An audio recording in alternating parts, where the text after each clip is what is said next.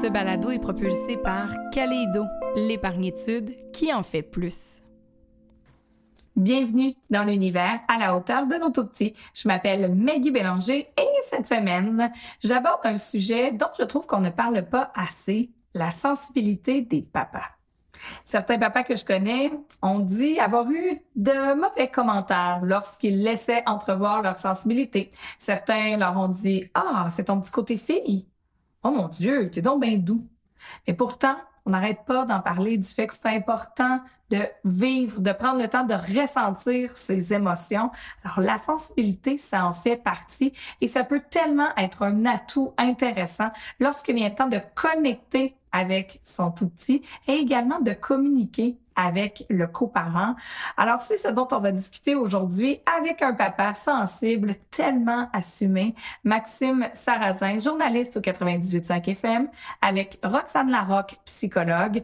Et en segment coup de cœur, j'ai eu la chance d'échanger avec Maxime et Samuel du projet Nouveau Père. En fait, c'est un site web qui propose un blog. Ils ont également des capsules humoristiques qu'ils ont fait pour démystifier un petit peu l'univers de la parentalité, de la paternité, leur point de vue de père sur cette nouvelle réalité-là. Parce qu'ils l'ont dit aussi, hein, c'est rempli de défis la paternité, mais c'est aussi le plus beau cadeau que la vie leur a donné. Alors, je vous invite vraiment à prêter oreille à ce segment coup de cœur afin qu'ensemble, nous soyons à la hauteur de nos tout-petits.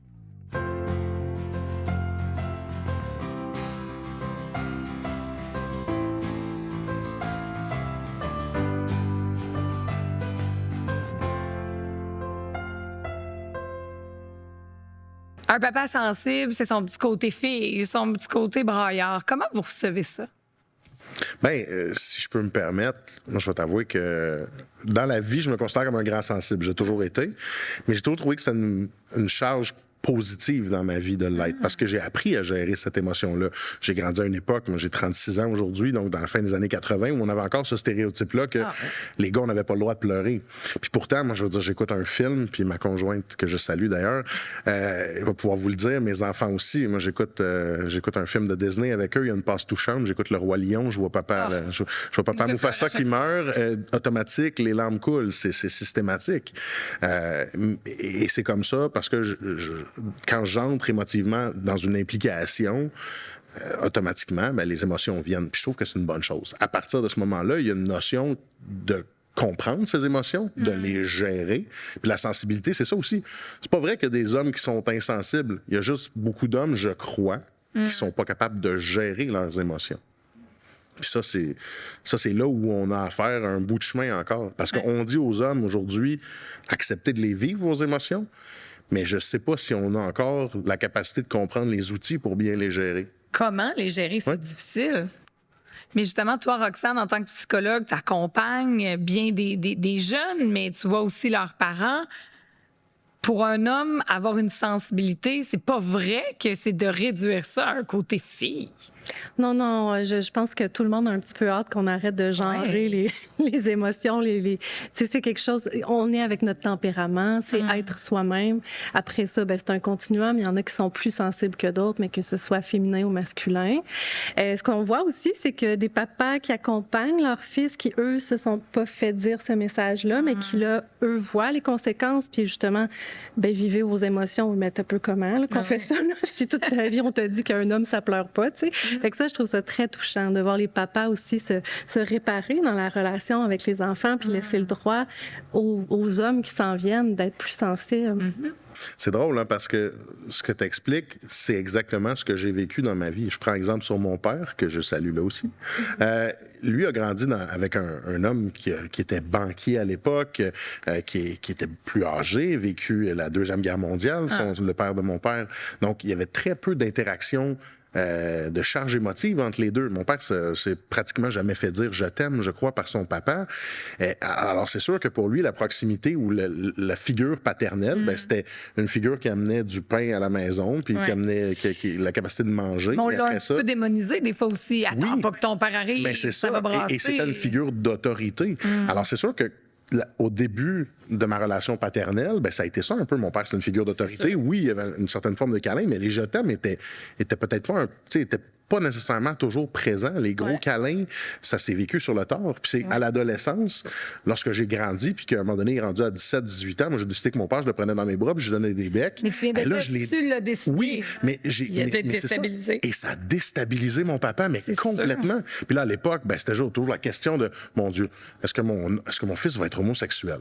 Puis ça, c'était... Ah oui, sensibilité peut être encore associée à homosexualité. Parce qu'à ce moment-là, on était au début du tournant des années 2000, et l'homosexualité est encore extrêmement tabou. Ça l'est encore aujourd'hui, un petit peu, beaucoup moins par chance. Mais à l'époque, le fait de donner un câlin à son père à 18-19 ans, puis se donner des becs ses joues, c'était quelque chose qu'on voyait pas. Mais avec le temps, cette proximité-là, émotive-là, a fait évoluer mon père. Et aujourd'hui, mon père, c'est le gars le plus câlineux, le plus câlin, le plus bec tout le temps. Et même avec mes enfants aujourd'hui, et avec moi. Mais c'est là où je pense que par ça, on a fait évoluer aussi nos parents. Puis ça, c'est je ne veux pas prendre le crédit là-dessus, mais la société a évolué. Puis je pense que toute cette évolution sociale, ça a aussi fait changer la génération de nos parents. Puis ça, je le vois dans mon quotidien. On le voit beaucoup, je trouve, les grands-parents avec leurs petits-enfants. Parce que plusieurs disent, justement, mon père, ma mère m'ont peu ou pas souvent dit « je t'aime », mais dès que ça arrive avec les petits-enfants, là, ils se laissent attendrir et c'est plus facile.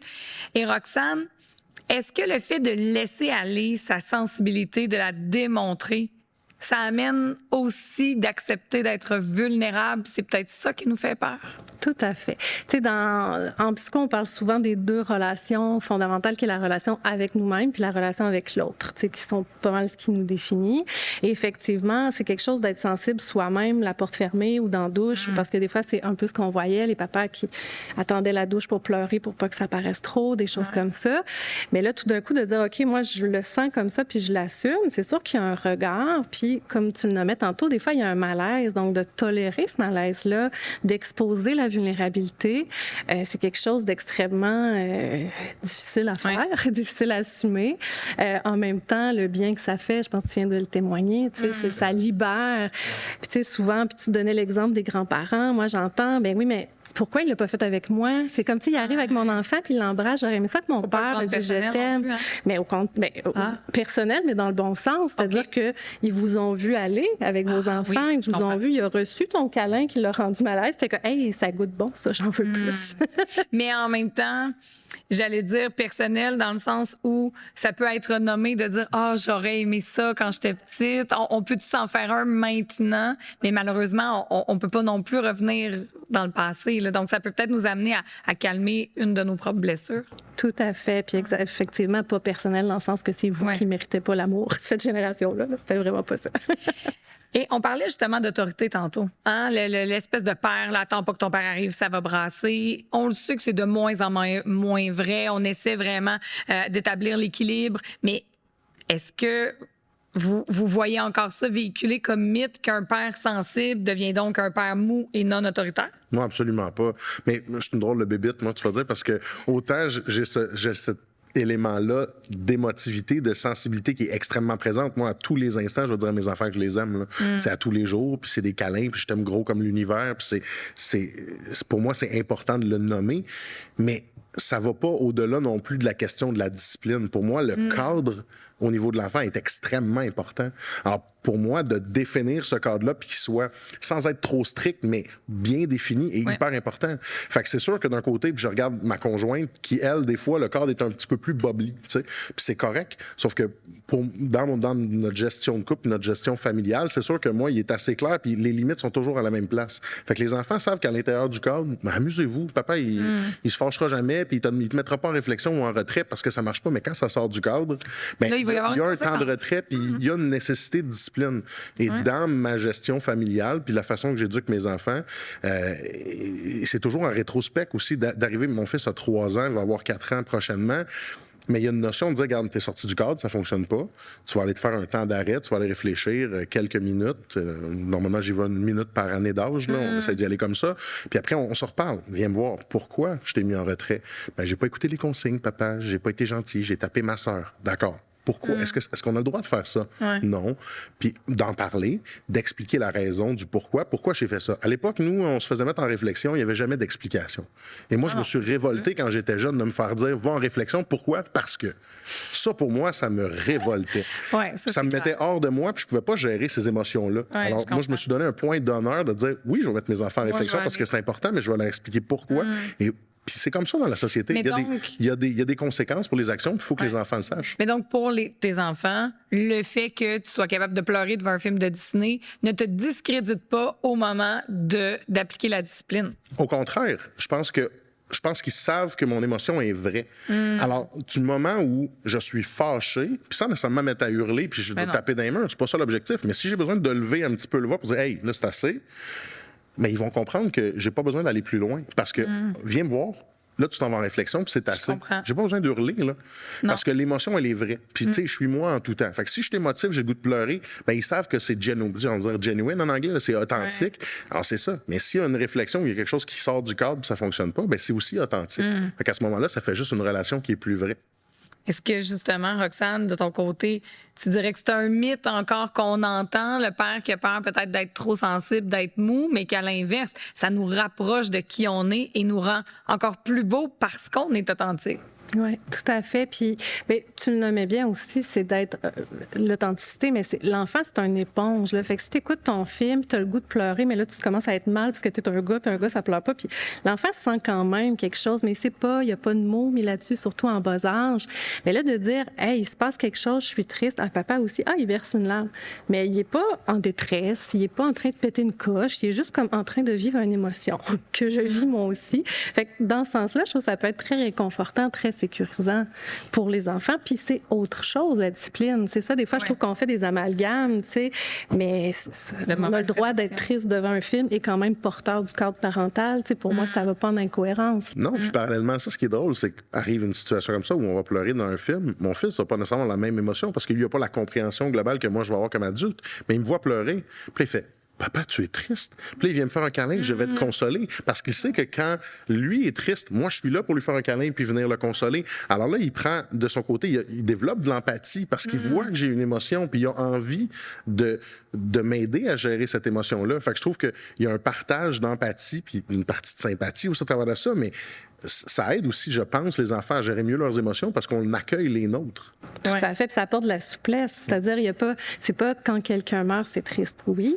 mais tu sais, quand on écoute un film, il y en a qui pleurent, il y en a d'autres qui pleurent pas. Fait que c'est pas comme ça, c'est triste, ça, c'est pas triste. C'est dans la vie, la tristesse existe, on n'a pas toutes les mêmes émotions aux mêmes places. Fait qu'après un jeune qui pleure, ben plutôt dans le cours d'école, plutôt que de dire, ben voyons, on pleure pas pour ça, ou ben c'est ça, peut-être plus avoir le geste empathique de, ben hey, je comprends pas, mais t'es triste, fait que je vais te consoler, puis on en reparle. Tu sais, fait que je trouve que ça amène une souplesse aussi dans la gestion des émotions. Et ça présente peut-être bien l'étendue ou la couleur des émotions, que la tristesse ne se vit pas toujours de la même façon. Ouais. Et si le fait d'exprimer nos émotions, ça amène justement des questions. Tantôt, tu parlais du Roi Lion. Moi, vendredi dernier, mes enfants ont mis là-haut. Oh mon Dieu Seigneur. Moi, pour vrai, un film pour pleurer, c'est ça, c'est là-haut. Évidemment, j'ai pleuré. Et là, ma fille de me regarder, puis première question, tu as de la peine, tu es triste? Puis je dis, ben, je suis émue. C'est ça. Tristesse peut-être un peu, mais maman est surtout émue. Je suis touchée. Maman, elle se met un peu dans la peau du monsieur qui se retrouve tout seul. Tout ça, ça m'émeut.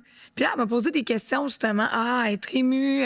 Donc, vivre nos émotions, finalement, ça amène des questions de nos enfants et c'est porteur, tout ça. Tout à fait.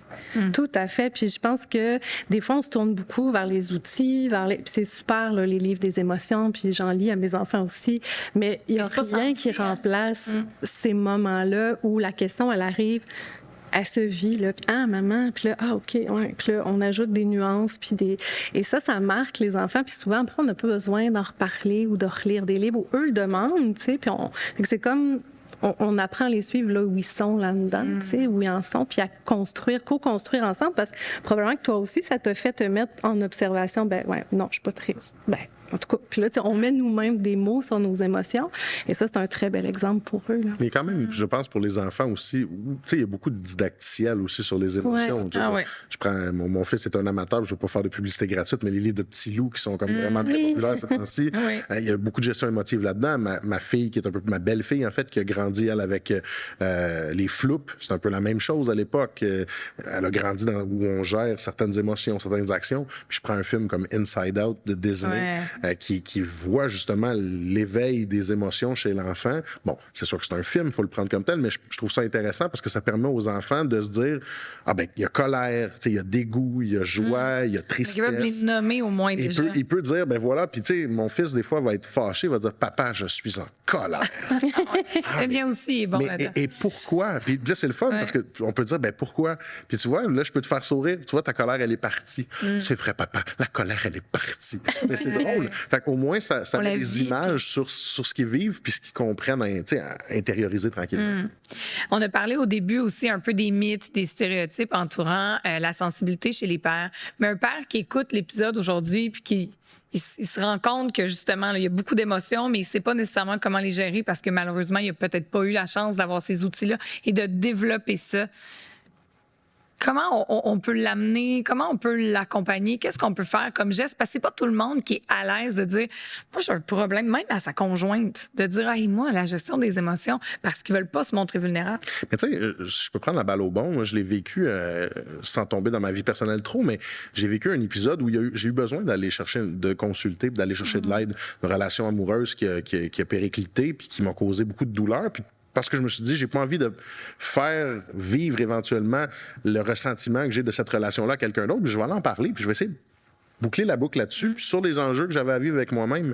Et ça, pour vrai, ça a été le plus beau cadeau que je me suis offert. Parce qu'on parle beaucoup, puis là, c'est un cliché que je veux dire, on parle beaucoup de santé, de santé physique, mais on va pas souvent chercher l'aide pour notre santé mentale. Puis les hommes, encore plus, de dire, écoute, je vais aller consulter une psychologue.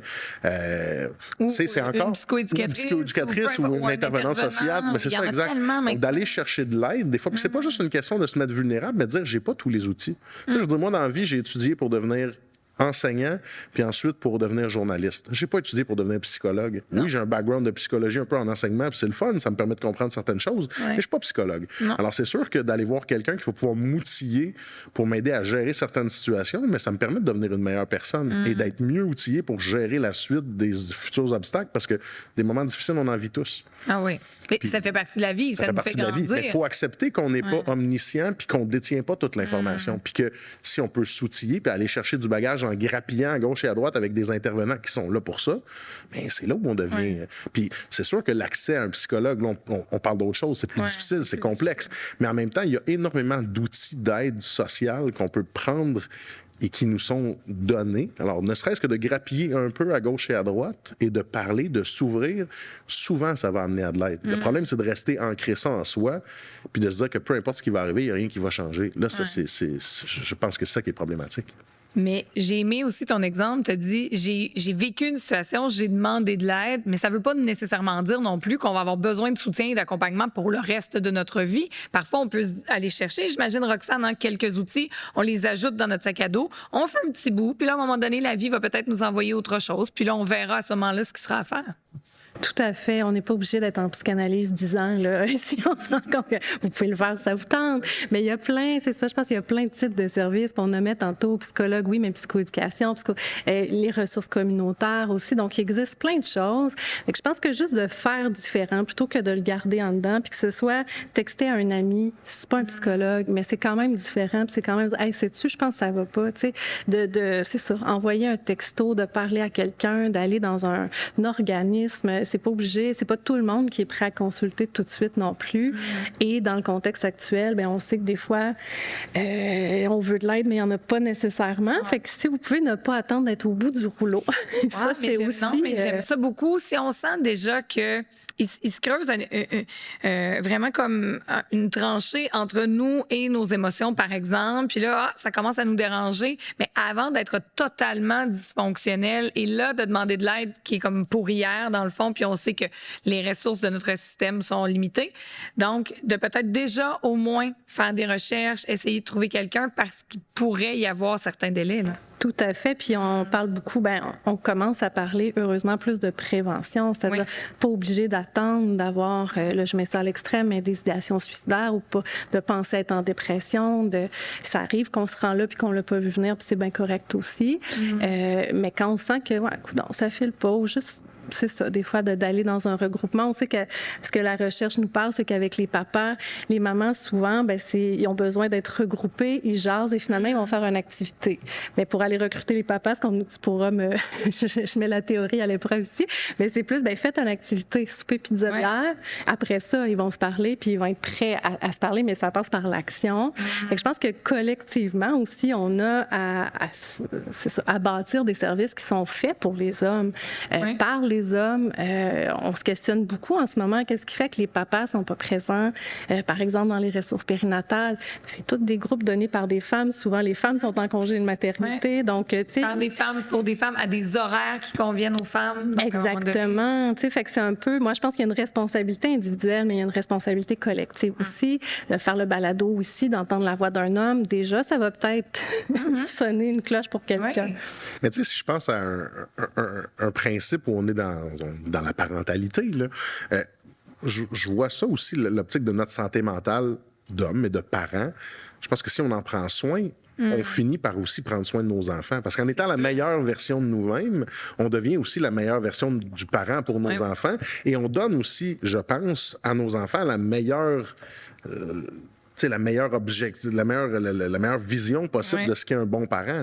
Et puis, il n'y a pas personne de parfait. Là, d'emblée, il faut qu'on se le dise. Là, je veux dire, on a beau dire, oui, il y a des ressources, puis on peut s'aider. Il n'y a pas de livre pour être un bon parent. Il n'y a pas de livre pour être un bon père. Tout ce qu'on peut faire, c'est essayer de prendre notre construit qu'on a pris chacun de notre côté, d'essayer d'améliorer ce qu'on a moins aimé dans la parentalité qu'on a reçue, puis essayer d'améliorer ça pour le futur. Il y en a qui vont être chanceux, puis qui vont avoir une parentalité fantastique, donc qui n'ont pas grand-chose à changer. D'autres qui se disent, ouf, je ne veux pas donner ce que j'ai eu beaucoup de... Ça a été déficient, fait que je veux au contraire essayer de transformer ça. Puis il y en a qui n'ont pas encore cette capacité-là non plus de comprendre ce qu'ils ont vécu de pas bien, donc ils vont automatiquement reproduire ce qu'ils ont vécu. Ça, c'est une autre histoire.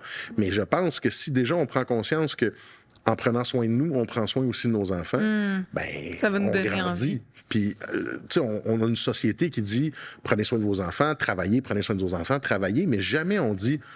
On le fait un petit peu plus, mais on n'a jamais mis l'emphase sur prenons soin de nous pour être capable de prendre soin des autres ensuite. Mais comme le masque dans l'avion, ils nous disent quand l'oxygène tombe, on le met sur nous d'abord, ensuite sur les enfants. Mais on devrait le faire tout le temps, mais je ne sais pas pour vous, mais si chez tu peux nous... pas te gérer, tu peux pas gérer tes enfants. Non, mais le temps personnel, on s'entend que quand ça coince dans l'horaire, qu'est-ce qu'on coupe? Souvent, c'est le temps personnel, le loisir, le ci, le ça. Si c'est pas le travail, on peut pas laisser nos enfants tout seuls non plus. Donc, c'est ce qui en écope, mais pourtant, on devrait le mettre à l'avant-plan, mais c'est pas toujours évident. Et justement, ça m'amenait sur... lorsqu'on veut apprendre un sport, par exemple, on en prend des cours, on s'informe, on va voir des tutoriels, mais n'hésitez pas, même en santé mentale, il existe beaucoup de ressources sur Internet. Si vous êtes moins libre, des fois, il y a des vidéos maintenant. Il peut y avoir des webinaires si vous êtes un peu gêné, vous n'avez peut-être pas envie de le dire, mais c'est pas une information qui est obligée d'être publique. Le consulter, premièrement, c'est personnel, c'est vraiment confidentiel, et avec tout ce qu'il y a maintenant sur le marché, je pense qu'on peut essayer au moins d'aller, comme tu dis, grappiller de l'information, et vraiment, n'attendez pas à la dernière minute si ça va pas. Et on va travailler pour cette saison-ci à laisser sortir nos émotions, à bien les vivre. Je serais vraiment curieuse qu'on se reparle à la prochaine saison pour voir comment ça a évolué tout ça. Puis on espère que certains mythes vont être encore plus déconstruits. Merci beaucoup à vous deux.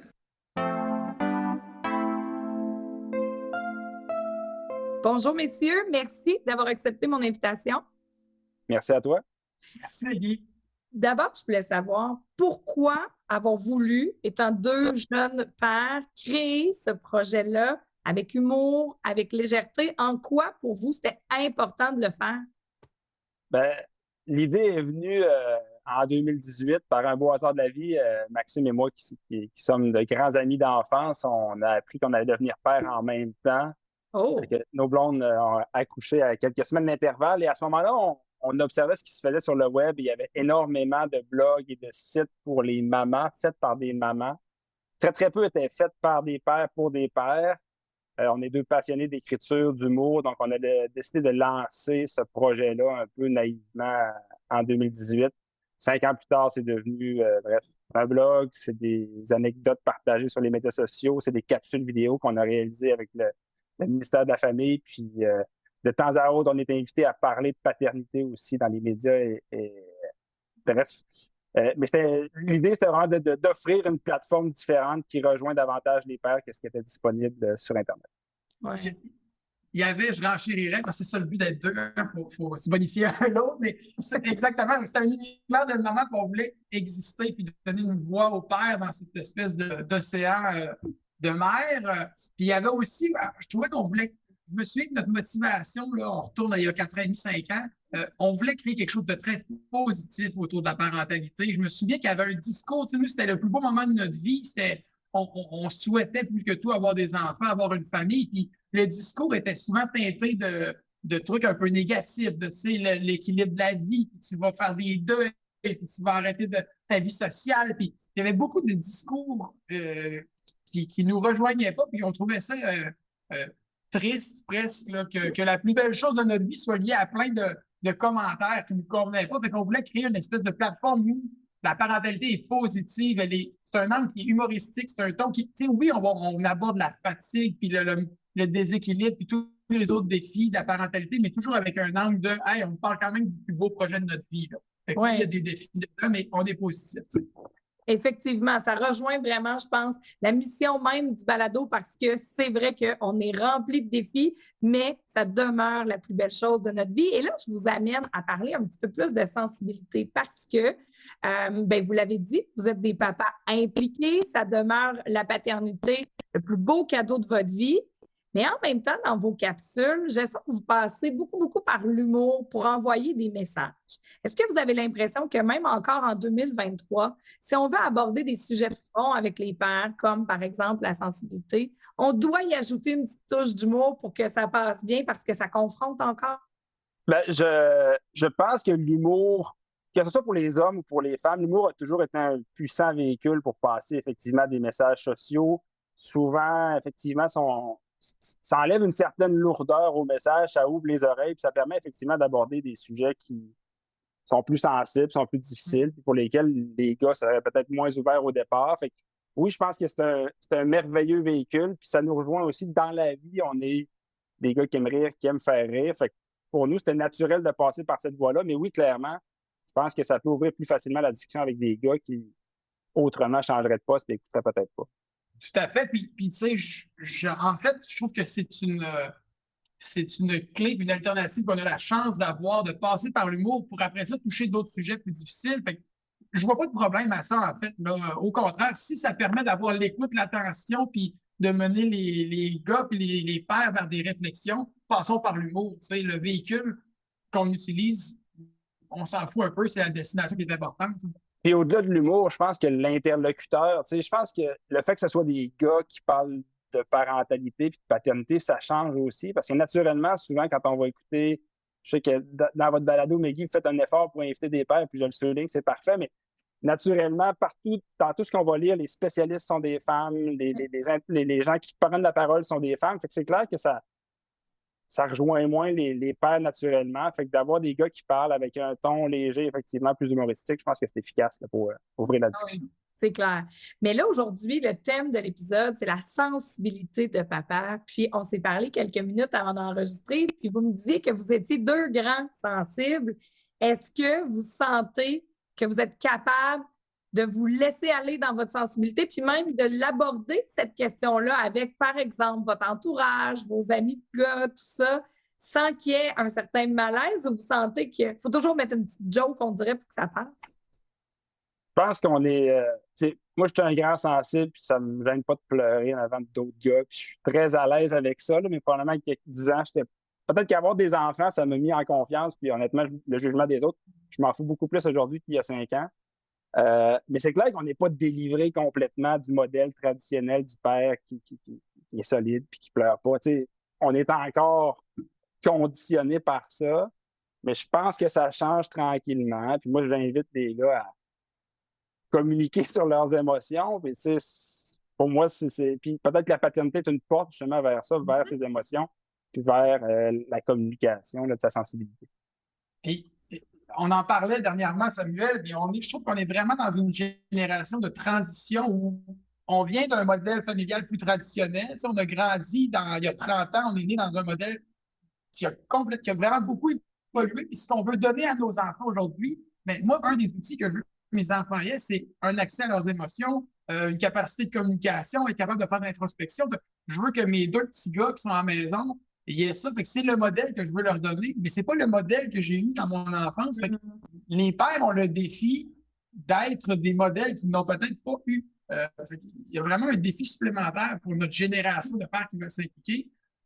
Puis je pense que c'est à la fois valoriser, on le dit, qu'on a besoin de parler davantage, d'être plus sensible, d'être plus proche de nos émotions, même en gars, là. Et on dit aussi qu'on a de la difficulté. Fait que je trouve qu'on est rendu à l'étape où on reconnaît que c'est un défi pour nous, les hommes. Mais déjà, c'est un premier pas dans la bonne direction. Mais c'est clair, parce qu'on dit que pour tout moteur de changement, la première étape, c'est de reconnaître d'abord. Donc là, on est là-dedans. Mais avez-vous l'impression, puis là, je vais dire comme parent, parce que je m'inclus même comme mère, on parle beaucoup que c'est important maintenant, par exemple, si notre enfant, je ne sais pas, a un comportement X, que souvent le comportement n'est que le symptôme. On doit aller valider le besoin, l'émotion derrière, mais que parfois on est un petit peu cordonnier mal chaussé parce que justement, ce n'est pas nécessairement comme ça qu'on a été élevé. Là, on peut être confronté. C'est beau de dire à nos enfants qu'ils doivent reconnaître les émotions, de les accompagner. Mais bien souvent, on n'est même pas capable de le faire pour nous-mêmes, puis on a de la misère à savoir c'est quoi nos émotions et nos besoins comme adultes. Puis le défi comme parent, c'est que ça va tellement vite que souvent les discussions ouvertes sur ce que tu ressens, comment tu vas, sont toujours reportées à plus tard. Parce qu'effectivement, tu es dans une routine infernale, puis effectivement, on prend souvent pas assez le temps de nommer nos problèmes et tout ça. Fait que je pense que c'est un défi constant, puis c'est un défi qui doit se faire à deux aussi. Hein, parce que pour parler, souvent, ça prend quelqu'un qui t'écoute.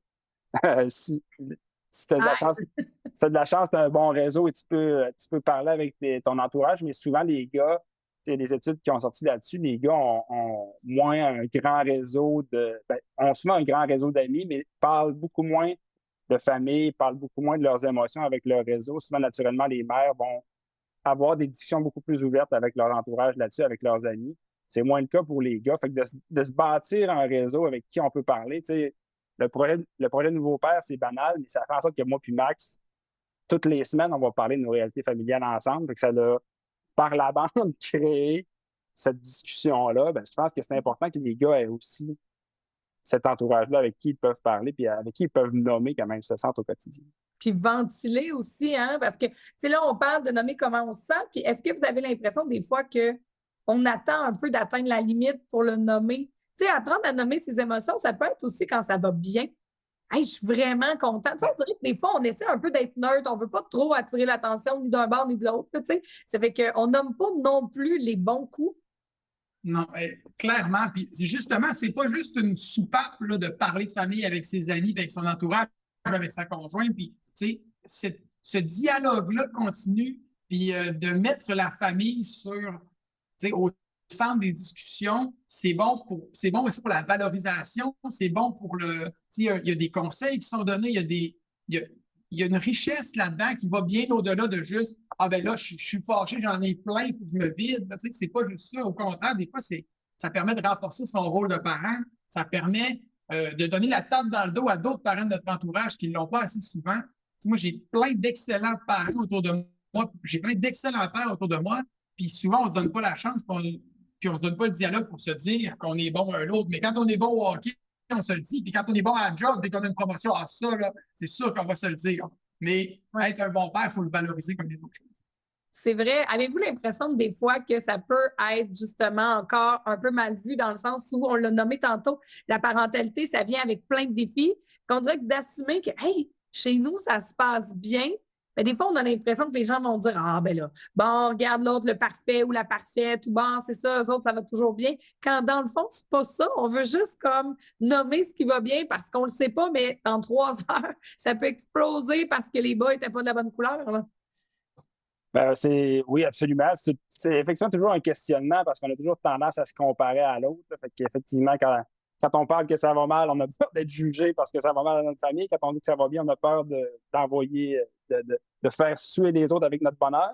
Mais à un moment donné, je pense qu'il ne faut pas se gêner, il faut être capable d'ouvrir la discussion. Puis quand on est avec des amis, normalement, il faut être capable de faire la part des choses. Puis à la fin, la comparaison, ça revient à chacun. Là, puis c'est à chacun d'avoir confiance en son propre modèle familial.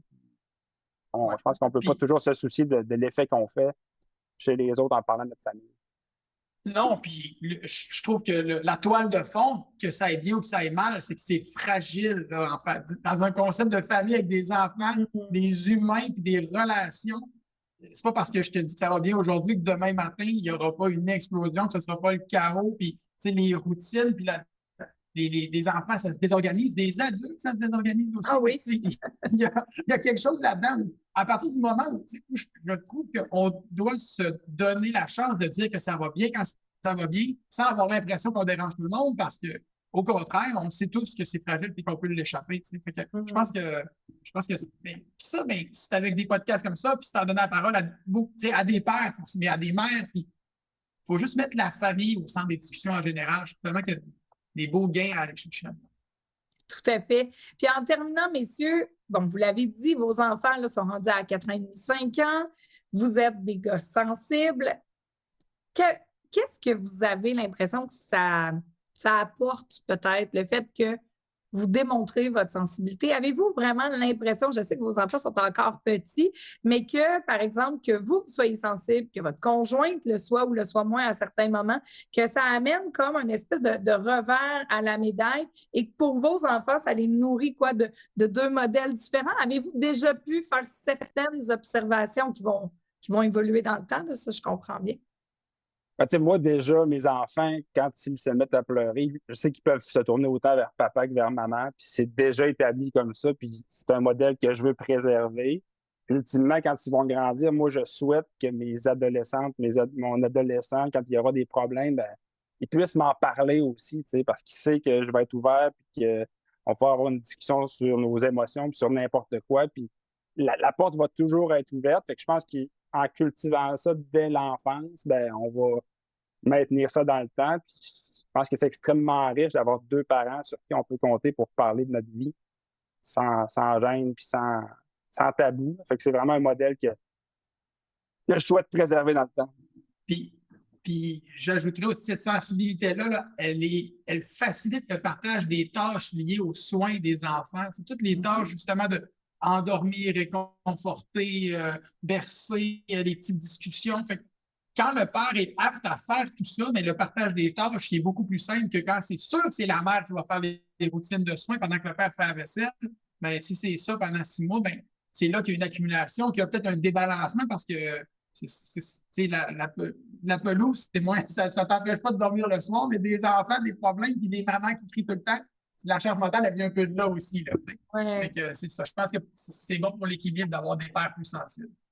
Mais je retiens 2 choses de cette réponse-là. J'aime beaucoup, beaucoup, Samuel, l'idée que tu as amenée, que la connexion, elle se fait maintenant, puis le lien de confiance, il va évoluer dans le temps. Puis c'est vrai que le père, peut-être comme on le connaissait par le passé, qui était la figure autoritaire qui amenait les punitions, on n'avait pas vraiment envie de se confier pour dire « Hey, papa, j'ai fumé ma première cigarette, pas tant ». Parce qu'on se disait qu'elle allait arriver une conséquence. Mais là, de développer un lien de confiance pour amener l'enfant à se confier à peu importe lequel de ses 2 parents, mais à se confier, ce qui est le plus important. Puis Maxime, il y a une de vos capsules, justement, où vous parlez de la tondeuse. La tondeuse, elle ne dira jamais « je t'aime ». Fait que oui, le partage des tâches, mais les tâches liées aux soins, aux liens de connexion, aux émotions, c'est important que ce soit partagé parce que ça va venir nourrir notre parentalité comme père, comme mère. Et j'allais même dire dans le cercle éloigné, hein, quand les grands-parents, les oncles, les tantes s'impliquent, un « je t'aime », un « merci d'être là », ça va être les plus belles choses qu'on va avoir. Alors, j'invite vraiment nos auditrices, auditeurs à aller. J'ai mis le lien là, sous l'épisode. Cliquez sur votre projet Nouveau Père et à écouter aussi les capsules parce que vous allez voir, oui, c'est drôle, mais en même temps, ça amène des messages. Moi, j'ai eu des frissons sur le bout de la tondeuse. Puis j'invite les gens à écrire en commentaire Facebook. Le bout de la tondeuse. Oui, mais c'est tellement vrai. C'est tellement, entre guillemets, niaiseux. Mais on n'y pense pas. C'est vrai que des fois, on se divise les tâches, vaisselle, c'est ça, mais c'est plus que ça. La connexion émotive, c'est essentiel. Alors, merci beaucoup d'avoir été là, messieurs. Et voilà, c'est ce qui complète cet épisode. Si vous avez des questions, des commentaires, des suggestions, n'hésitez pas à m'écrire à l'adresse courriel du balado info@alahauteurdenostoutpetits.com. Vous pouvez le faire également sur la page Facebook ou le compte Instagram à la hauteur de nos tout petits. N'hésitez pas à laisser vos commentaires, des pouces sur YouTube, des étoiles sur vos plateformes d'écoute. Vous savez à quel point c'est apprécié. Merci à nos invités aujourd'hui. Maxime Sarrazin, journaliste au 98.5 FM, Roxane Larocque, psychologue, Maxime et Samuel, fondateurs du projet Nouveau Père. Merci à Sylvain Berger-Thibault du Studio 706. Merci à Kaleido, le régime épargne-études qui en fait plus de propulser cette série. Je m'appelle Maggie Bélanger et c'est toujours un plaisir de vous accompagner chaque semaine afin qu'ensemble, nous soyons à la hauteur de nos tout petits. Bye bye!